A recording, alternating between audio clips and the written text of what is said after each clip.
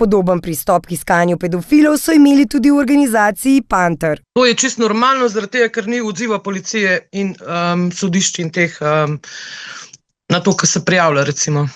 Bilo je že veliko, se ne rečemo vsi policaji, da so isti, ampak so bile prijave glede določenih pedofilov, pa so takoj odslovili. Ni fizičnih dokazov, ne morete nič. Bili so pa dokaze na telefoni, recimo screenshoti, kako so se pogovarjali s mladoletnicami, kako so jih nagovarjali v spolnost in tako naprej. Sogovornica pri iskanju razlogov, da primeri pedofilije ostajajo nezaključeni, s prstom pokaže na policijo. Ni fizičnih dokazov, mi tukaj žal ne moremo nič. Se pravi, pol bi mogel biti otrok dejansko posiljen, da bi imeli fizične dokaze, da bi oni urgirali. Oni višji strici pa tete jim dajejo ukaze, kaj morajo narediti, kaj ne. Se pravi, če oni niso za to, da se to naprej da, ne moramo nič pri temu. To, da civilisti prevzemajo pravico v svoje roke, vodi v anarhijo in nezaupanje v državne sisteme.